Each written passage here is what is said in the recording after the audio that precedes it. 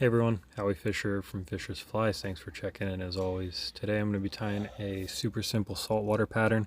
This is a shrimp pattern. This is actually really just a variation of a fly called the Schminnow, which is a shimmering minnow.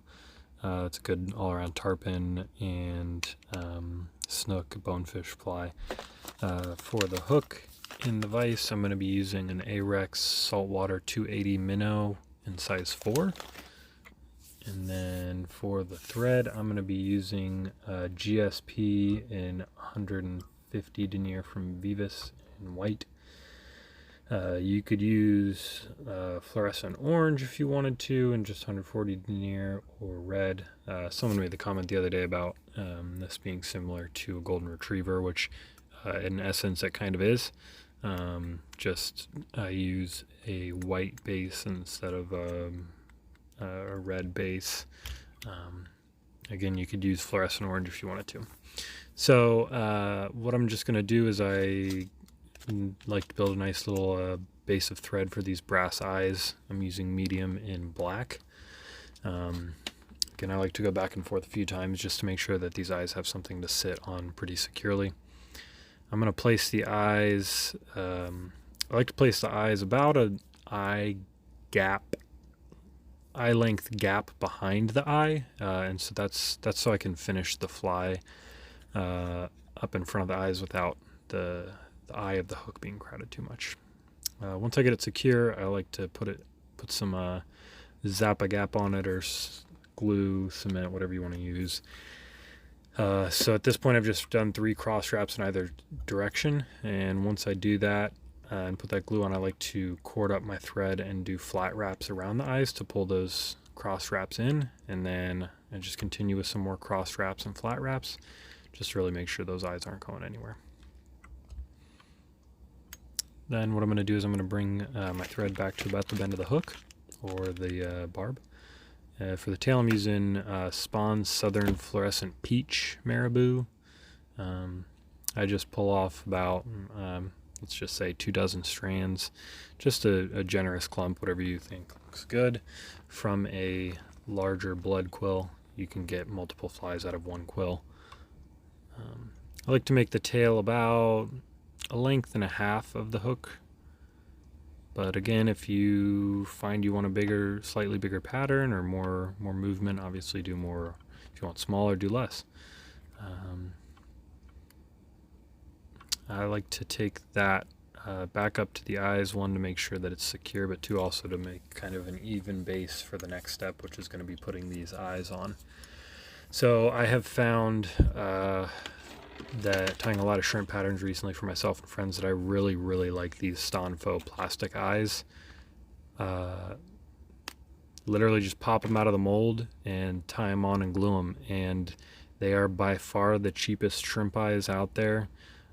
They're about $4 for a pack of 10, and you get 2 different sizes, so really you get 20 eyes, 10 in each size. And they're super simple to put on. They come in a bunch of different, well, not a bunch, but a handful of different colors: black, clear, green, and I think orange. But again, like I said, I like that nice even base for these so that those eyes don't roll anywhere. Tie those in. I like to do a piece of black crystal flash for kind of the antennae of the shrimp. I carry this over from another shrimp pattern that I learned to tie. So I just like to double that over the thread and pull a fiber on, or pull half of it on either side, and then wrap it back evenly, making sure it's not rolling around or anything like that. And then I bring my thread back up to right behind the eyes. For the body, I'm using Estaz or Cactus Chanel and Peach. For the Schminnow pattern, you use white. You could also tie this in black or a bunch of other various colors.